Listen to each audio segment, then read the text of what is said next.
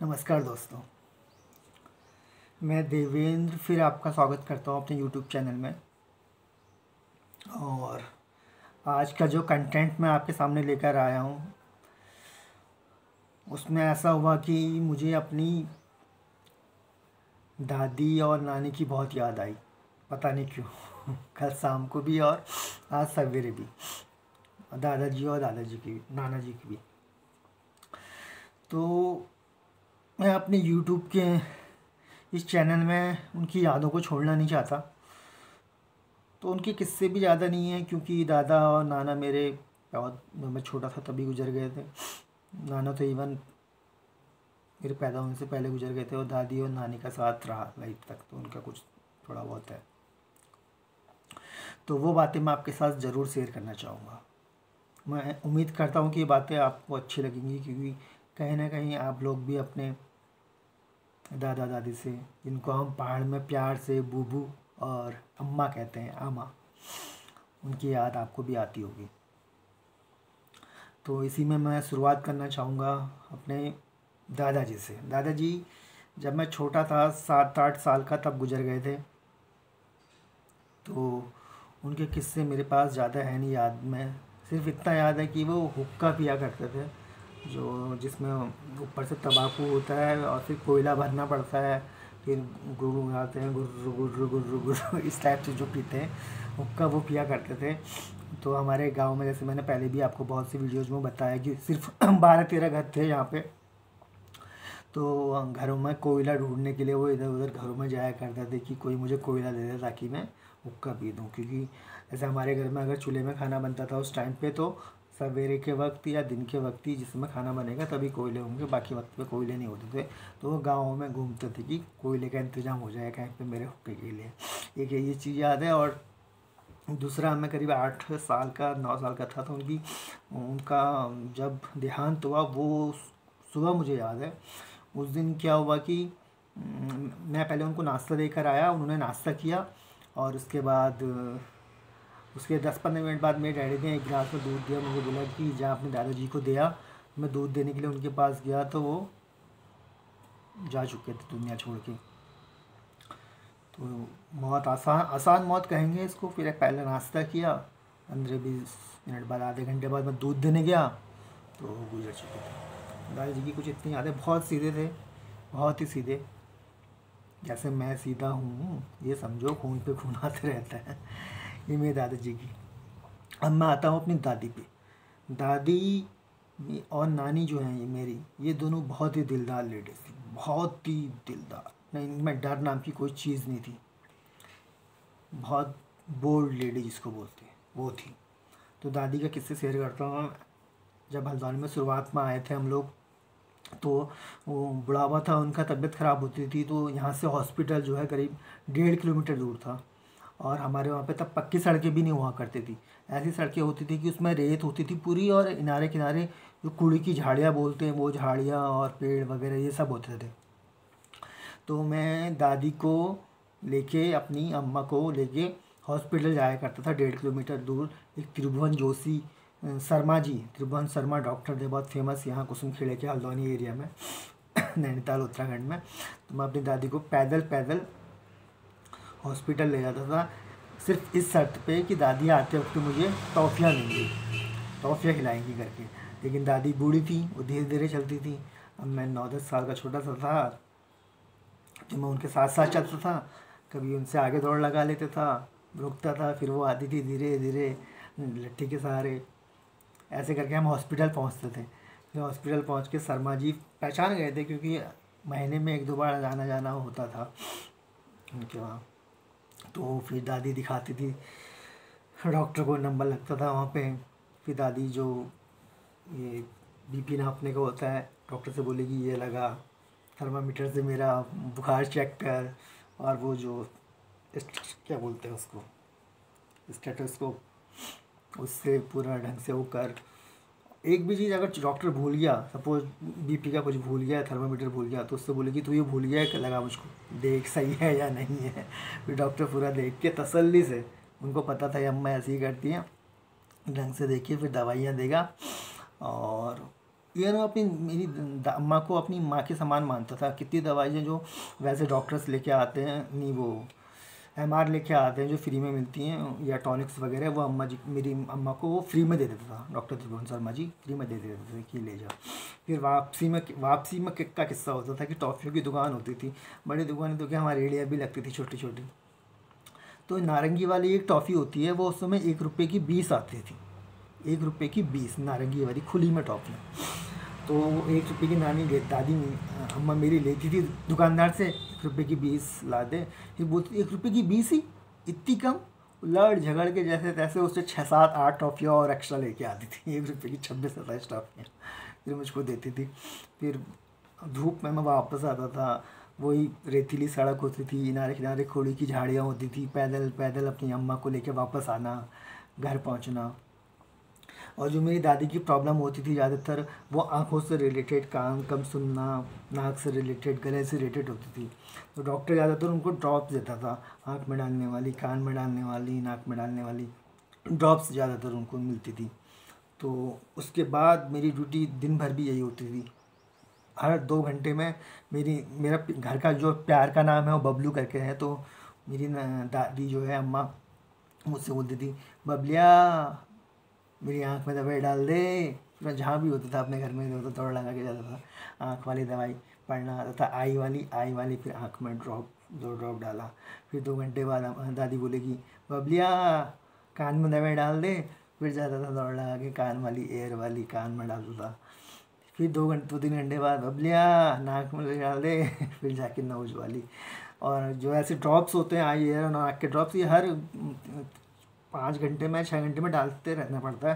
तो रिपीटेशन बारी बारी आते रहता था, आँख का, कान का, नाक का, फिर रिपीट, आँख का, नाक का, कान का। तो शाम तक का मेरी एक ड्यूटी हर 2 घंटे में फिक्स थी।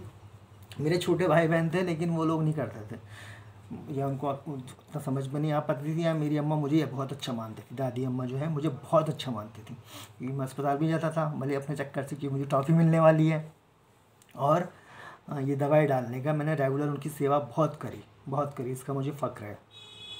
तो मुझे ये चीज़ याद रहती है अम्मा की। दूसरी चीज़ दादी अम्मा की, जब भी घर में कोई मेहमान आता था तो मिठाइयाँ आती थी, तो सबको बंटती थी घर में। तो मेरी दादी अम्मा जो है वो मिठाई अलग से जो उनको मिलती थी वो छुपा के रखती थी, और मेरे छोटे भाई बहन जो हैं 2, उनसे छुपाकर जब वो घर में ना हो या इधर उधर हो, मुझको बोलती थी, बबलिया इधर आ, ऐसे प्यार से बुलाती थी, और उसके बाद वो मिठाई मेरे को दे देती थी, ये ले खा। तो मैं खुश रहता था भाई, मिठाइयाँ जब आ जाएगी, मुझे पता था कि मेरा कोटा अम्मा के पास ही फिक्स अलग से रहेगा, इधर से तो मुझे मिलना ही मिलना है। तो ये मुझे बहुत याद आती है अभी भी कि अम्मा जो है मिठाई छुपा के रखती थी, 1 2 3 टुकड़े जितने होंगे, और अपने मतलब मेरे छोटे भाई बहन, वो भी उनकी नाती है लेकिन उनको उतना अच्छा नहीं मानती थी, निकाल के मुझे ही देती थी, क्योंकि मैं उनकी सुबह से शाम तक सेवा कर रहा था, कि ना आँखों में डालना, दवाई डालना, ये सब। तो अम्मा की ये चीज़ याद है, मेरी दादी अम्मा की।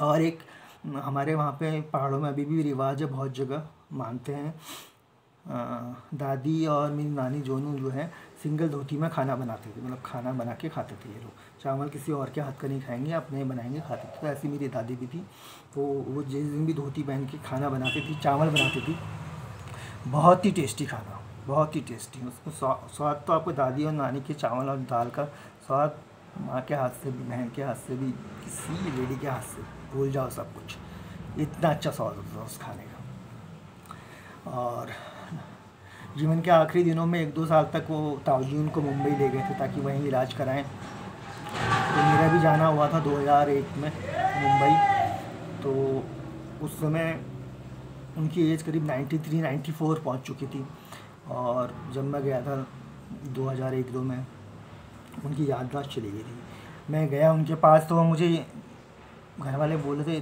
बताओ कौन है, तो मुझे पहचान नहीं पाई। तो उस वक्त मुझे बहुत रोना आया था, बहुत ज़्यादा पहचान नहीं पाया, और उसके बाद 1 2 साल बाद वो गुजर ही गई थी। तो ये दादी के किस्से हैं, बहुत याद आती थी उनकी, आती है अभी भी। और इसी तरह फिर अब मैं नानी का किस्सा, नैनीहाल में जाना कम ही होता है, दादी तो हमेशा अपने पास ही रहती है। तो नैनीहाल मेरा स्कूटी पड़ता है, उधर मैं जाता था। तो मेरे मामा की नई नई शादी हुई थी, तो जो मामी थी वो भी बहुत अच्छी थी, सपोर्टिव थी, और पहाड़ की लेडी काम बहुत करती है। तब मैं अपनी मामी को देखता था कि वो सवेरे 4 बजे उठ जाती थी। 4 बजे उठने के बाद गाय भैंस का गोबर निकालना, उनका दूध लगाना, फिर नाश्ता बनाना, नाश्ता बना के घास काटने जाना, घास काट के वापस आना, उसके बाद इनमें थोड़ा बहुत खाना खा के रेस्ट करना, फिर जंगल जाना, खेत में जाना, काम करके फिर शाम को आना, फिर शाम को गाय भैंसों को काम दो। मतलब पहाड़ की औरत जितना काम करती है ना, कोई नहीं करता वैसा, कोई नहीं करता उतना मेहनती काम पहाड़ों में। बहुत, तो मेरी मामी बहुत काम किया करती थी, बहुत ज़्यादा। और मुझे याद है वो तो सवेरे नाश्ते में पराठे और गाय भैंस होती थी, तो घी, दही, दूध, जी भर के जितना खाना है जी। दिन में चावल के साथ भी घी, पहाड़ों में यही याद। नानी मामी से बोलती थी और दे इसको, और दे और मेरे मामा भी इतने अच्छे थे कि वो, जब मैं रहता था कभी हफ्ते में 3-4 दिन मीट, मटन, मच्छी, नॉन वेज, रोज़ नॉन वेज। तो नानी का एक किस्सा याद है कि वो मामी मामी तो मेरी बहुत अच्छी थी, मामा भी अच्छी थी, लेकिन नानी फोर्स भी करती थी उनको, इसको कोई कमी नहीं होनी चाहिए, ये भी दो, ये भी दो, ये भी दो, ये भी दो। तो नानी की ये यादें हैं। और नानी का एक बहुत अच्छा किस्सा याद है कि एक बार मैं गया था करीब 20 साल पहले आज से, तो उनको पेंशन मिलती थी कुछ, तो मेरे नाना जी की 2 मैरिज थी, तो आधी आधी पेंशन मिलती थी दोनों वाइफ्स को। तो नानी को कुछ 2,000 रुपये शायद पेंशन में मिलते थे उस समय 20 साल पहले। तो मैं गया था, तो उन्होंने बैंक से जाके पेंशन लेके आई 2,000 रुपये अपने, सिर्फ 100 रुपये अपने खर्चे के लिए उन्होंने अपने पास रखे, और पूरे 1,900 रुपये उन्होंने मेरे हाथ में पिटाई लगाई। इतना प्यार करती थी, और वक्त तो देती ही थी 500, 1,000 कभी नहीं, लेकिन उस दिन उनके पास पैसे नहीं थे। वो बोली तू रुक, कल जाएगा। मैंने कहा क्यों? फिर रुक तो सही। अगले दिन बैंक गई, पेंशन निकाल के लाई 2,000 रुपया, 1,900 रुपये मेरे हाथ में दिए, और 100 रुपये सिर्फ अपने लिए रखे। और अभी 2 साल पहले करीब उनकी डेथ हुई, और वो भी सिंगल धोती में खाना बनाती थी। उनके हाथ का भी मुझे चावल दाल बहुत ही टेस्टी लगते थे, बहुत ही टेस्टी। वो स्वाद, वो जादू किसी के हाथ में ही नहीं है। और मेरी नानी ने कुछ अच्छे गाने भी गाए हैं, हो सकेगा तो मैं आज की वीडियो में डालूंगा, वरना कल की वीडियो में। पहाड़ों में गाने होते हैं, उनको न्यौली बोला जाता है, जोड़ा बोला जाता है, इस टाइप से कुछ मुझे ढंग से वर्ड्स वो आते नहीं हैं, वो गाए हैं, वो भी डालूंगा। मैं कोशिश में लगा हूँ कि कहीं से मुझे वो मिल जाए, तो वो चीज़ें मैं डालूँगा। बाकी जहाँ तक बात है मेरे नाना जी की, नाना जी जब मैं छोटा ही था, मेरी मम्मी की शादी हुई थी और मैं पैदा नहीं हुआ था, उस वक्त गुजर गए थे। लेकिन उन्होंने 1965 की लड़ाई, 62 की लड़ाई, 71 की लड़ाई और 1947 की लड़ाई, रंगून में 4 लड़ाइयाँ लड़ी थी। फौज में थे वो, आर्मी में थे। और इवन चाइना वाली लड़ाई में उनको, वो लापता हो गए थे, मीन्स उस साइड चाइना बॉर्डर में गए होंगे और लापता हो गए, तो फौज की तरफ से लेटर आ गया था कि वो लापता हो गए हैं। तो ऐसा होता है कि अगर आदमी लापता हो जाए, जो 6 महीने तक ना मिले, तो उनका कुछ क्रियाक्रम वगैरह ऐसा कुछ कर दिया जाता है, बोलते हैं। तो 6 महीने तक वो आए नहीं, तो उनका कुछ कर दिया गया उस टाइप का इंतजाम। लेकिन वो जंगलों में भटकने में थे, वो और उनके 3-4 साथी होंगे, वो चाइना की साइड में भटकने में लगे हुए थे। वो उनके कब्जे में आ गए थे, लेकिन वहाँ से छूट के फिर भटकने में लगे हुए थे। तो करीब 1 साल बाद वो वापस आए। वापस आने के बाद फिर चाइना वाली लड़ाई में फिर उनका जो क्रियाक्रम कर दिया था गलती से, उसको दोबारा वो रिटर्न हो किया गया। लेकिन उसके बाद भी वो ज़्यादा नहीं, कुछ साल और जिए, अच्छे खासे जिए, मतलब 15-20 साल और जिए होंगे, उसके बाद उनकी मौत हो गई। लेकिन ये किस्सा नानी ने मुझे सुनाया था कि किस तरीके से नाना जी गए थे और लापता हो गए, तो फौज से लेटर आ गया था कि लापता हो गए हैं, तो उन्होंने उसका वो क्रिया को कर दिया था, लेकिन उसके बाद वो वापस आ गए।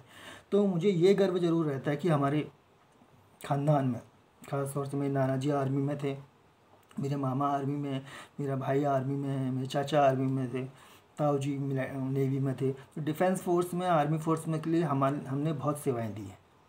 मैं नहीं दे पाया क्योंकि मेरे जो खास दोस्त हैं उनको पता है कि मेरे लेफ़्ट पैर में थोड़ी सी बचपन से प्रॉब्लम थी। तो ये कुछ किस्से मैंने अपने दादा दादी, नाना नानी के आपके साथ शेयर किए।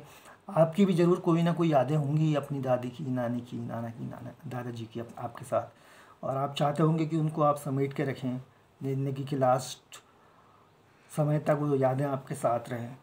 और अगर आप चाहते हैं कि वो शेयर हों वीडियो में तो आप वो कमेंट्स में लिख सकते हैं, मैं शेयर करूँगा उनको, उन यादों को आपकी। और मुझे तो अपनी नाना नानी दादा दादी की बहुत सारी यादें हैं, लेकिन यूट्यूब में टाइम कम रहता है तो मैं इतनी बातें शेयर कर रहा हूँ।